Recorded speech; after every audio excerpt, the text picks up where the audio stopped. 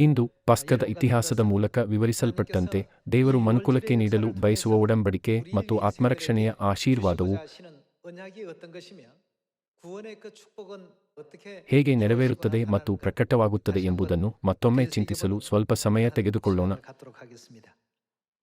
ನಿಮಗೆ ಚೆನ್ನಾಗಿ ತಿಳಿದಿರುವಂತೆ ಪಸ್ಕ ಹಬ್ಬವಿಲ್ಲದೆ ದೇವರ ಆತ್ಮರಕ್ಷಣೆಯ ಬಹುತೇಕ ಎಲ್ಲಾ ಮಹಾಕಾರ್ಯಗಳು ನೆರವೇರಿಲ್ಲವೆಂದು ನಾವು ನೋಡಬಹುದು.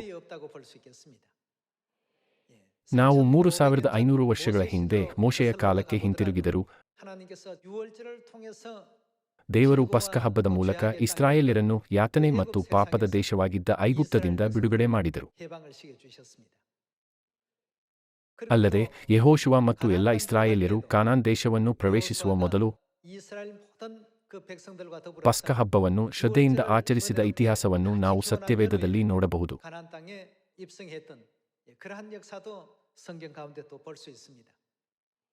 ಹಿಜ್ಕೀಯ ಮತ್ತು ಯೋಷೀಯನಂತಹ ದೇವರಲ್ಲಿ ಭಯಭಕ್ತಿಯುಳ್ಳ ರಾಜರು ಪಸ್ಕ ಹಬ್ಬವನ್ನು ಆಚರಿಸಿದಾಗಲೆಲ್ಲ ಅವರ ದೇಶದಲ್ಲಿ ಮಹಾ ಹುರುಪು ಮತ್ತು ಸಮೃದ್ಧಿ ಉಂಟಾಯಿತು.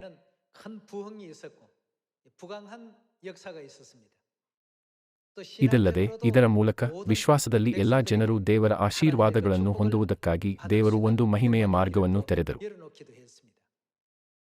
ಅಷ್ಟೇ ಅಲ್ಲ, ಯೇಸು ಸಹ ಈ ಭೂಲೋಕಕ್ಕೆ ಬಂದು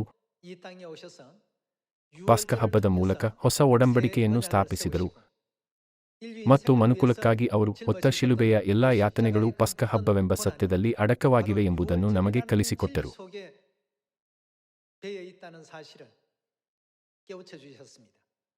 ಪಸ್ಕ ಹಬ್ಬದ ದಿನದಂದು ದ್ರಾಕ್ಷಾರಸವನ್ನು ಕೊಡುವಾಗ ಆತನು, ಇದು ನನ್ನ ರಕ್ತ, ಇದು ಒಡಂಬಡಿಕೆಯ ರಕ್ತ, ಇದು ಪಾಪಗಳ ಕ್ಷಮೆಗಾಗಿ ಬಹು ಜನರಿಗೋಸ್ಕರ ಸುರಿಸಲ್ಪಡುವ ರಕ್ತ ಎಂದು ಹೇಳುತ್ತಾ ಪಸ್ಕ ಹಬ್ಬದ ಅರ್ಥವನ್ನು ನಮಗೆ ಸಂಪೂರ್ಣವಾಗಿ ಅರ್ಥಮಾಡಿಕೊಳ್ಳುವಂತೆ ಮಾಡಿದರು. ಪಸ್ಕ ಹಬ್ಬವನ್ನು ಯಾವ ಒಡಂಬಡಿಕೆಯಾಗಿ ಸ್ಥಾಪಿಸಿದರು? ಇದು ಹಿಂದಿನ ಒಡಂಬಡಿಕೆಗಿಂತ ಭಿನ್ನವಾಗಿದೆ ಎಂದು ಹೇಳಿ ಅದನ್ನು ಹೊಸ ಒಡಂಬಡಿಕೆ ಎಂದು ಪರಿಚಯಿಸುತ್ತಾ ನಮಗೆ ಬೋಧಿಸಿದರು. ಆದ್ದರಿಂದ ಹೊಸ ಒಡಂಬಡಿಕೆಯ ಮೂಲಕವಲ್ಲದೆ ಪರಲೋಕದ ನಿತ್ಯ ಬಾಧ್ಯತೆಯನ್ನು ಹೊಂದಲು ಸಾಧ್ಯವಿಲ್ಲ ಎಂಬ ಬೋಧನೆಯು ಹೊಸ ಒಡಂಬಡಿಕೆಯ ಪತ್ರಿಕೆಗಳಲ್ಲಿ ಪಸ್ಕ ಹಬ್ಬದ ಕುರಿತು ನಮಗೆ ಹೆಚ್ಚಾಗಿ ತಿಳಿಸಿಕೊಟ್ಟಿರುವ ಭಾಗವಾಗಿದೆ. ದುರದೃಷ್ಟವಶಾತ್ ಇಂದು ಭೂಮಿಯ ಮೇಲೆ ಅಸಂಖ್ಯಾತ ಸಭೆಗಳಿದ್ದರೂ ಸತ್ಯವೇದದಲ್ಲಿ ಸ್ಪಷ್ಟವಾಗಿ ದಾಖಲಾಗಿರುವ ದೇವರ ಆಜ್ಞೆಯಾದ ಪಸ್ಕ ಹಬ್ಬವನ್ನು ಅವರು ಆಚರಿಸುವುದಿಲ್ಲ. ಪಸ್ಕ ಹಬ್ಬವನ್ನು ಆಚರಿಸುವುದಿಲ್ಲ ಎಂಬುದು ದೇವರ ಪ್ರವಾದನೆಯೂ ಆಗಿದೆ.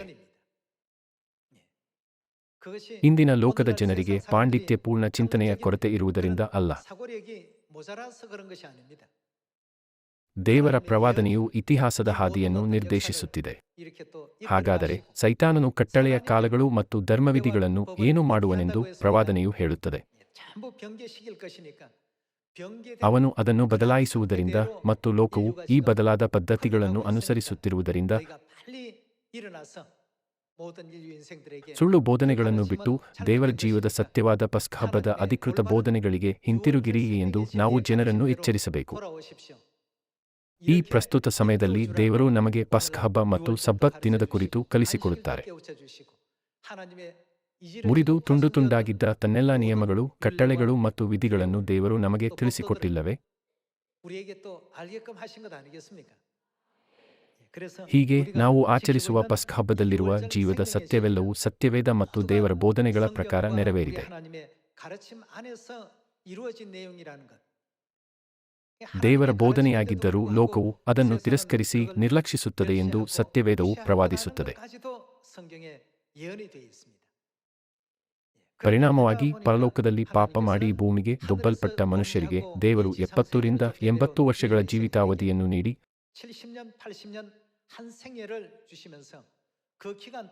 ಆ ಸಮಯದೊಳಗೆ ಸರಿಯಾಗಿ ಪಶ್ಚಾತ್ತಾಪಪಟ್ಟು ದೇವರನ್ನು ಹುಡುಕುವ ಅವಕಾಶವನ್ನು ಒದಗಿಸಿದ್ದಾರೆ.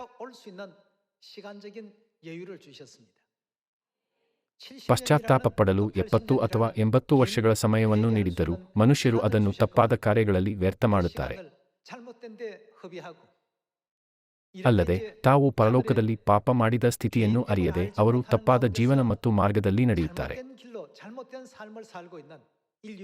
ದೇವರ ಬಳಿಗೆ ಹಿಂತಿರುಗಿ ಪಶ್ಚಾತ್ತಾಪಪಟ್ಟು ದೇವರ ಬಳಿಗೆ ಬನ್ನಿ ಎಂದು ಒತ್ತಾಯಿಸುತ್ತಾ ನಾವು ಮನುಕುಲಕ್ಕೆ ದೊಡ್ಡ ಆತ್ಮಿಕ ತುತ್ತೂರಿಯನ್ನು ಊದಬೇಕೆಂದು ದೇವರು ಬಯಸುತ್ತಾರೆ.